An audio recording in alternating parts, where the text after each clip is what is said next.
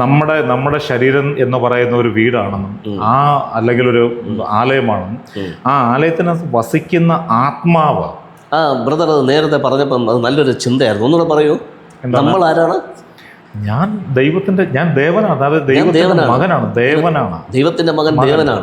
സങ്കീർത്തനങ്ങൾ പറഞ്ഞിട്ടുണ്ട് അല്ലേ? നിങ്ങൾ ദേവന്മാരാകുന്നു എന്ന് സങ്കീർത്തനത്തിൽ പറഞ്ഞു. 100%.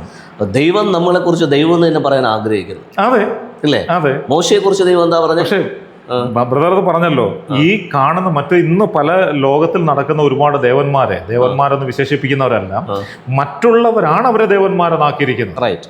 നമ്മൾ ഓൾറെഡി ദൈവത്തിന്റെ മക്കളാണ്. ആക്ച്വലി നമ്മൾ ദേവന്മാർ തന്നെയാണ് വാസ്തവം. എക്സാക്ട്ലി, അതാണ് ഇത് സത്യം. ഓക്കെ.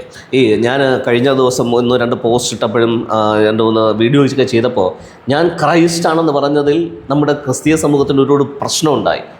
പുതിയൊരു ക്രൈസ്റ്റ് വന്നിട്ടുണ്ട് കേട്ടോ, ഇവനെ പിടിച്ച് ക്രൂശിക്കണം കേട്ടോ, ഇറങ്ങി വരും കേട്ടോ ക്രൂശിലെന്ന്. അന്ന് യേശുവിനെ ക്രൂശിച്ചപ്പോഴത്തേക്ക് കുറേ എണ്ണം വിളിച്ചല്ലോ, ഇറങ്ങി വേണം.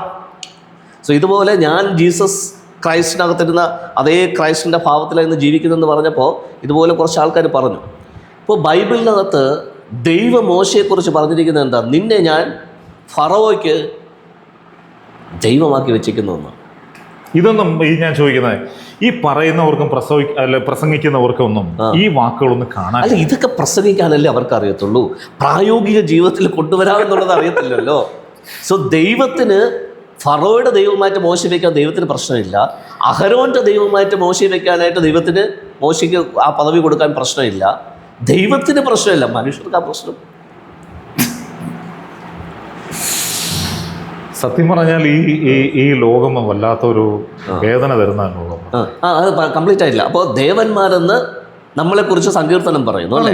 ദൈവവും അങ്ങനെ നമ്മളെ കാണാൻ ആഗ്രഹിക്കുന്നു. അപ്പം നമ്മൾ ദേവന്മാർ തന്നെയാണ്. 100%. അപ്പോൾ ദേവാലയം എന്തോ പറഞ്ഞല്ലോ. ഞാൻ ബ്രദറിനോട് ഈ ദേവന്മാർ വസിക്കുന്ന സ്ഥലത്തെ കുറിച്ചാണ് ഞാൻ പറഞ്ഞത്. വാസ്തവത്തിൽ ഇന്ന് ദൈവം വസിച്ചിരുന്ന അല്ലെങ്കിൽ ആ സ്വാതന്ത്ര്യം ഉണ്ടാകേണ്ടത് ഓരോ ദേവന്മാരുടെ ഭവനങ്ങളിലാണ്. അതെ. ഇന്ന് അതായത് ദൈവത്തിൻ്റെ മക്കളായിരിക്കുന്ന നാം ഓരോരുത്തരും ദൈവത്തെ ആസ്വദിക്കുന്ന ആ ആത്മാവിൽ ജീവിക്കുന്ന ഓരോ വ്യക്തികളും താമസിക്കേണ്ടത് ദേവാലയത്തിലാണ്.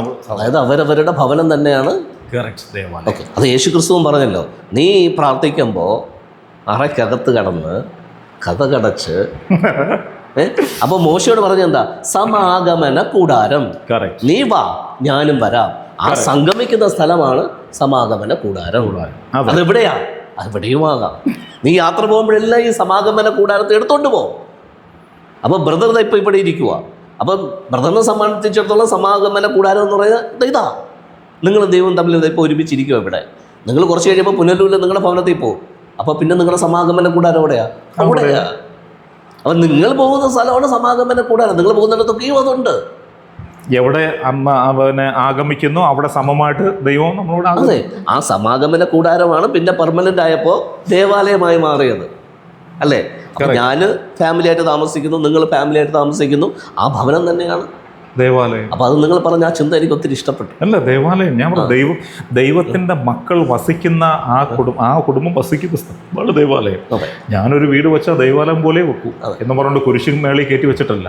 ദൈവം ആ കൊടുത്തിരിക്കുന്ന ജ്ഞാനം, ആ ജ്ഞാനം അനുസരിച്ച് ഞാൻ വീട് വെക്കാം.